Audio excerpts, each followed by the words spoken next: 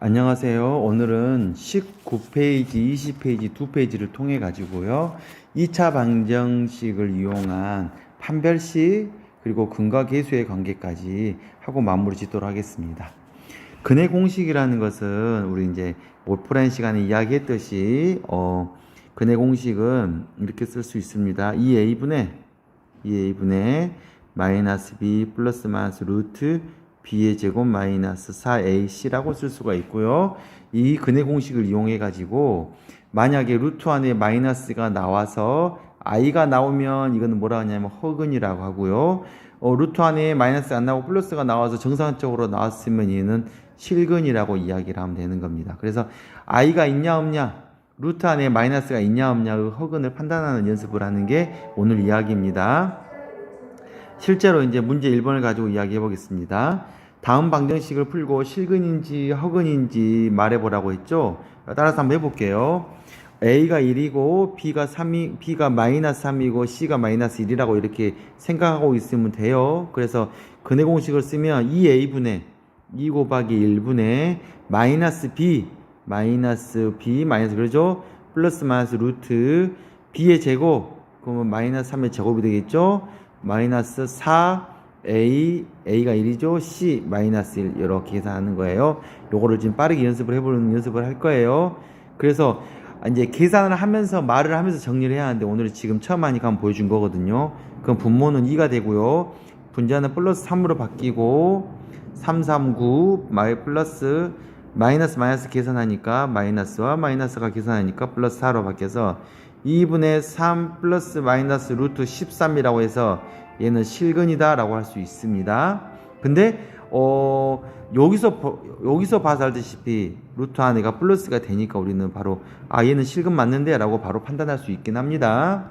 그렇게 판단하는 연습을 하자 라고 하는 게 우리 지금 하는 일이라고 생각하면 될 것 같습니다. 이어서 가겠습니다. 이번에도 이제 똑같이 계산을 하겠습니다. x라는 값은 2a분의 2 곱하기 5 하니까 10이죠. 2a분의 마이너스 b 마이너스 2 곱하기 이렇게 4죠. 2의 제곱 죄송합니다. 마이너스 b가 2겠죠. 마이너스 밖에서 뿔마 루트 b의 제곱 마이너스 1을 제곱하니까 4가 되겠죠. 마이너스 4ac 5 곱하기 1 마이너스 20이 되겠죠. 이렇게 쓸 수 있으면 됩니다. 그러면 10분의 2 플러스 마이너스 루트 마이너스 16이 되고요. 요 마이너스 16이라는 숫자가 어떻게 바뀐다 했냐면요. 요것이 이렇게 루트 16i로 바뀌고 4i로 바뀌고 이렇게 바뀌는 걸 알면 됩니다. 어쨌든 i가 있고 마이너스 있으니까 얘는 어떻게 되는 거냐면 허근이다.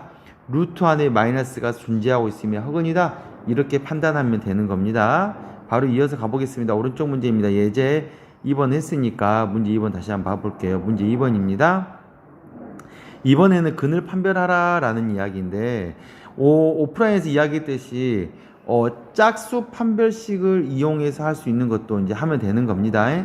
그런데 이제 여기서 우리가 하는 것은 바로 근을 판별하는 방법에서 루트 안에 들어있는 b의 제곱 마이너스 4ac 즉 요놈을 판별식 d라고 여겨가지고 판별만 하라 라고 하면 실제 문제를 봐볼게요. 이렇게 근을 판별하라 라고 하면 근을 일부러 구할 필요는 없고 판별만 하면 돼요.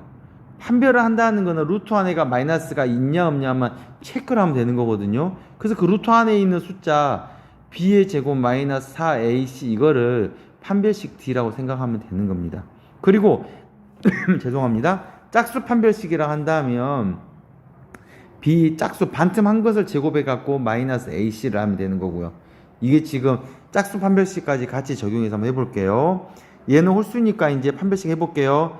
b의 제곱 판별식 d라는 것은 d는 b의 제곱 7의 제곱 마이너스 4ac 이렇게 하면 되는 거죠. 이렇게 그러니까 77에 49 마이너스 32가 되니까 어쨌든 뭐 계산하나 마나 0보다 크잖아요.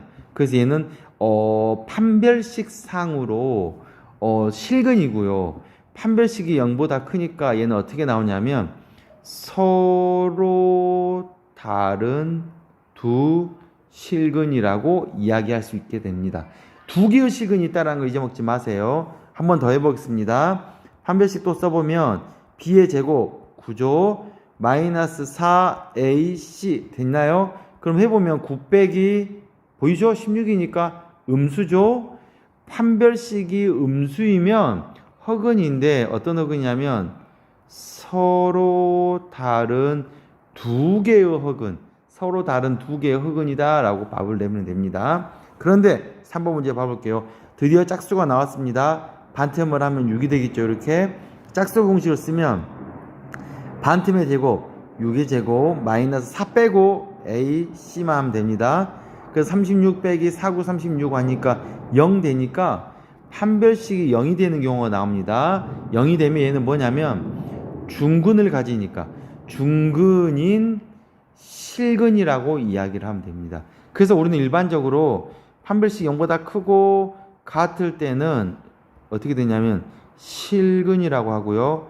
0보다 작을 때만 우리는 뭐라 하냐면 허근이라고 이야기를 할 수 있게 되는 겁니다. 20페이지를 넘어가서 바로 이어가 해볼게요. 그래서 그 이야기 문제를 이제 푸는 건데, 예제 3번 문제를 가지고 이제 한번 봐볼게요. 이렇게. 예제 3번은 선생님이 풀어줬지만 온라인상에서 다시 한번 더 봐주기 위해서 지금 더 봐볼게요. 짝수가 나왔으니까 짝수 판별식을 쓴다고 생각하고, 짝수 판별을 쓰면 반틈 1을 쓰면 되겠죠? 그러니까 짝수 판별식은 D 나누기 4 이렇게 씁니다. D라 써도 되지만, B의 제곱 마이너스 AC니까 마이너스 A 곱하기 C 이렇게 계산하니까 계산하면 4 빼기 10A 마이너스 2니까 10A 마이너스 20이죠. 이렇게. 그래서 계산을 하면 이게 어떻게 되는 거냐면 마이너스 10A 플러스 24라고 계산 결과를 알 수 있게 됩니다. 그래서 우리는 판별식 결과값이 마이너스 10A 플러스 24라는 사실을 가지고 이제 문제를 푸는가 합니다. 봐보면 다음과 같은 실근을 가질 때 A 값의 범위를 구하라 했죠. 실근을 가져야 한대요. 그 말은 아까 말했냐면 판별식 0보다 커도 실근이고요. 판별식 0이랑 같아도 실근이죠. 그놈을 한마디로 쓰면 0보다 크거나 같으면 우리는 실근이라는 걸 사실 알 수 있습니다. 그래서 아까 구한 마이너스 10A 플러스 24라는 판별식 값이 0보다 크거나 같다라기만 하면 되는 겁니다. 그래서 선생님 같은 경우는 이렇게 마이너스인 값을 넘기거든요. 보통 이렇게 넘기면 10A가 되고요. A를 나눠주면 2.4가 되니까 A 값은 2.4보다 작거나 같다 이렇게 써도 되고요. 반대로 이렇게 부호로 방향 바뀌어서 이렇게 써도 답이 됩니다. 그러면 허근일 때는 뭐냐? 0보다 작은 경우니까 요거 따라 바로 올라가 볼게요. 그러니까 마이너스 10A 플러스 24가 0보다 작기만 하면 되는 거니까 똑같아요 하다 보면 이렇게 맞죠? A는 어떻게 되냐면 2.4가 되니까 방향만 다른 상태로 결과값이 나온다라고 생각하면 좋을 것 같습니다. 문제 3번 이어가 볼게요. 이번에도 짝수입니다. 바로 보셨어요. 바로 이걸 보고 있어요. 반틈이니까 짝수 판별식을 쓰면 B의 제곱 9 마이너스 A가 1이네요. 땡큐네요. AC 하니까 이렇게 되겠죠. 그래서 마이너스 3A 마이너스 6이 되니까 결과값 얼마 되냐면 마이너스 3A 플러스 3이라는 판별식 결과값이 나옵니다. 그래서 우리는 판별식 결과값 마이너스 3A 플러스 3이라는 결과값을 가지고 이제 이야기를 진행할 건데 아까 한 거랑 똑같아요. 판별식이 양수가 되어야 하니까 마이너스 플러스 3A가 0이 되는 걸 계산해서요. 3값이 3A가 돼서 A 값이 1이라고 이렇게 결과값이 나옵니다. 요렇게 써도 상관이 없다고 했어요. 그럼 허근인 경우는 어떻게 되냐? 판별식보다 작은 경우로 하면 되는 거니까 방향만 다르게 써주면 답이 된다는 것만 체크하면 돼요. 혹시 모르는 사람을 위해서 마이너스 3A 플러스 3이 0보다 작다고 한다면 3A가 돼가서 A 값이 이렇게 1이라고 이렇게 나오는 게 똑같이 나오죠? 방향만 반대로 해가지고 쓰면 된다. 이렇게 생각하면 되는 게 여기까지 이야기입니다. 판별식 문제가 그렇게 어렵지 않으니까 이 문제들을 통해 가지고 연습을 해보도록 하겠습니다. 그 다음에 이제 이야기가 근과 계수의 관계입니다. 이제 어떤 구하냐면 2차 방정식의 근을 구하면 그 근이 이 계수 A, B, C랑 어떤 관계가 있대요. 관계를 공식처럼 외워놓고 쓰면 좋겠다라는 게 선생님 의견입니다. 그래서 두 근을 알파랑 베타라고 한다면 이걸 알파라고 읽고 베타라고 읽어요. 하면 두 근을 합한 결과값은 마이너스 a분의 b라는 결과값이 나오고요. 곱한 결과값은 a분의 c라고 나옵니다. 보면 좀 알겠죠? a분의 b 이렇게 대신에 마이너스 그 다음에 a분의 c 그 다음에 플러스 이렇게 a부터 시작해서 a분의 b, a분의 c 이렇게 가는 결과값이라고 생각하면 좋을 것 같아요. 그래서 실제로 이제 적용을 해볼 건데 보기 문제랑 다 적용을 해봤으니까 문제 4번 한번 바로 해주겠습니다. 선생님이 이제 지금 판별식 구하는 게 아니라서 두 근을 알파하고 베타라고 한다 하면 실제로 얘 두 근을 구하면 두 근이 굉장히 알파 값도 굉장히 막 루트를 이용해갖고 복잡하게 나오고요. 베타 값도 루트를 이용해갖고 복잡하게 나올 거예요. 100%. 근데 그거를 구할 필요 없이 우리는 뭐는 바로 구할 수 있냐면 계수를 이용해가지고 계수 보이죠? 계수를 이용해가지고 얘는 구하기 쉽다는 거예요. 알파랑 베타를 더하면 마이너스 a분의 a가 1이죠. a분의 b를 계산하니까 b가 마이너스 2였죠. 그러니까 2라고 이렇게 두 근을 합한 거는 2고 이렇게 간단히 나와요. 두 근을 곱한 것은 a분의 c니까 2에서 합하고 곱한 게 2라는 결과값이라는 걸 가지고 문제를 풀면 다음 문제가 쉬워지는 겁니다. 봐볼게요. 제가 지금 잘못 풀었습니다, 선생님. 예제 4번을 갖고 풀어버렸네. 그 예제 4번을 잠깐 밑에 놔두고 위에 문제 다시 와서 다시 한번 해볼게요. 이렇게. 그러니까 두 근의 합과 곱을 구한다라고 한다면 이 앞에 있는 계수를 이용해서 한다는 연습을 똑같이 해볼게요. 두 근을 알파하고 베타를 한다면 두 근을 합한 거는 마이너스 a분의 b 이렇게. 그래서 3분의 4라고 쓰면 되고요. 두 근을 곱한 결과값은 a분의 c 그래서 2라고 이렇게 결과값을 구하면 되는 겁니다. 또 한번 해볼게요. 여기는 봐보니까 뭐가 없나요? 한번 다시 써볼게요. x제곱 플러스 뭐냐면 1차항의 개수가 없는 거예요. 0이에요. 이걸 어떻게 풀어볼 것인지 한번 해볼게요. 알파 플러스 베타는 마이너스 a분의 a가 1이죠. b가 0이잖아. 0이라 쓰면 결국 합분 0이라고 나와요. 그 다음에 두 개를 곱한 건 얼마냐면 a분의 c가 나오니까 이렇게 마이너스 5라고 결과값을 낼 수가 있는 겁니다. 그래서 아까 예제 4번 문제처럼 알파 합이랑 곱을 구하게 되고요. 합하고 곱하고 구하면 이 두 문제가 자연스럽게 풀리는 겁니다. 실제로 두 근 알파하고 베타를 구해서 이 복잡한 거를 또 집어넣어 가지고 일씩 더해 가지고 곱하면 어마무시한 문제가 돼버리거든요. 근데 이거를 계산해 버리면 분배해 볼게요. 분배하면 알파 더하기 베타 죄송합니다. 알파 베타 더하기 알파 더하기 베타 더하기 1이라고 나오고요. 곱한 건 아까 얼마라는 2라 했잖아. 그죠? 합한 건 얼마 했어? 2라고 했잖아. 이렇게 1 되니까 5라고 정말 두 줄로 간단하게 계산이 결과가 나오는 겁니다. 이런 결과값도 통분하면 알파 베타가 되고 베타 더하기 알파가 되니까 분모는 곱한 거니까 2고요. 분자는 더한 거니까 2가 되니까 똑같이 1이라고 이렇게 나오게 되는 겁니다.